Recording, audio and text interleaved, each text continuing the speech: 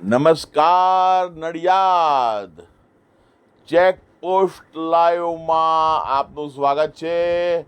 હવે આ 2 દિવસ રજાઓ છે એટલે મારે અમુક મુદ્દાઓ 4-5 મુદ્દાઓ કેટલાય સમયથી હું વિચારતો હતો કે કંઈક સમાચાર બનાવું, એટલા માટે હવે આ 2 દિવસ રજા છે એટલે કંઈક મારે કરવું તો પડશે ને કામ. હવે એમાંનો એક મુદ્દો છે કે હાલ અત્યારે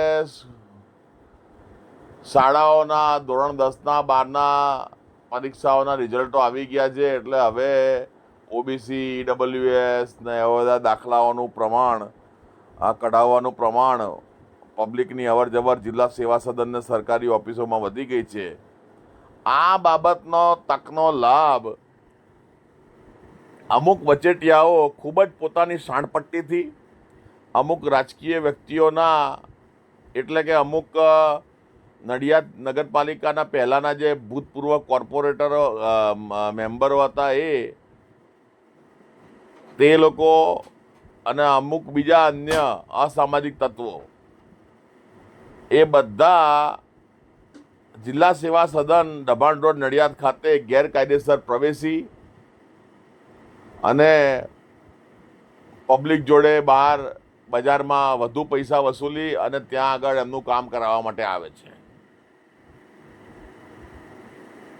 આ બાબતની જાણકારી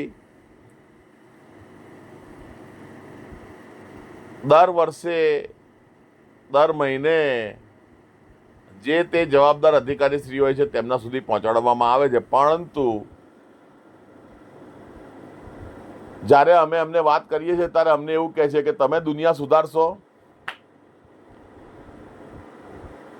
વર્ષો પહેલા ગ્રામ્ય નડિયાદ મામલતદારશ્રીની કચેરીમાં એક રાઠોડભાઈ કરીને કોઈક મામલતદારશ્રી હતા. એમને આ બાબતે હું જ્યારે મળવા ગયો ત્યારે મને એમણે સામેથી શું કહ્યું કે તમે આ નડિયાદને દુનિયાને સુધારી દેશો, તમારથી આ દુનિયા સુધરી જશે. પછી મેં કહ્યું સાહેબ આવું ને આવું જો ચંદ્રશેખર આઝાદ, મહાત્મા ગાંધી, જવાહરલાલ નહેરુ, સરદાર પટેલ જો આવું ને આવું બધા વિચારતા હોત તો આપણને આઝાદી પણ ના મળી હોત. સુભાષચંદ્ર બોઝ ના જેટલા પણ થઈ ગયા આપણા દેશમાં ક્રાંતિકારીઓ, તો આપણને આઝાદી પણ ના મળી હોત.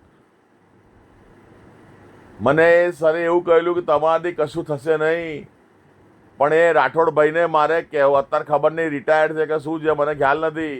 એ અહીંથી પછી અમદાવાદ ગયેલા ટ્રાન્સફર થઈને.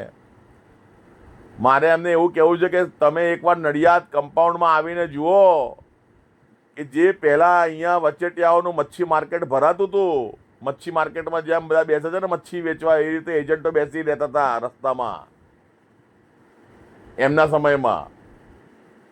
અત્યારે તમે આવીને જુઓ કેવી પરિસ્થિતિ છે. હવે એ મચ્છી માર્કેટ બંધ થઈ ગયું છે એ લોકોનું, સમજ્યા? એટલે આ રીતે ફેર પડે.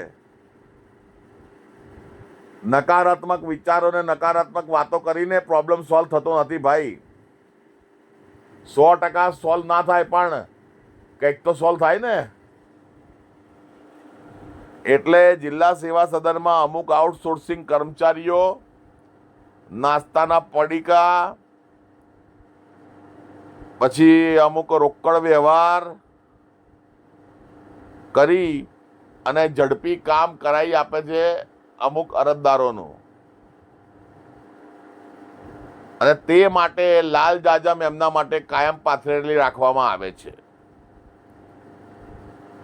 આ તમામ બાબત માહિતગાર સૂત્રો દ્વારા મળેલી માહિતી મુજબ છે. તપાસ કરવાનો વિષય જવાબદાર અધિકારીશ્રીનો છે.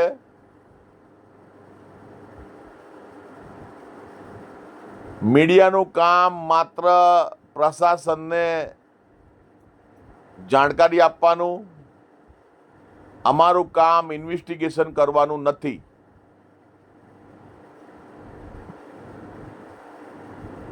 કે કાર્યવાહી કરવાનું નથી.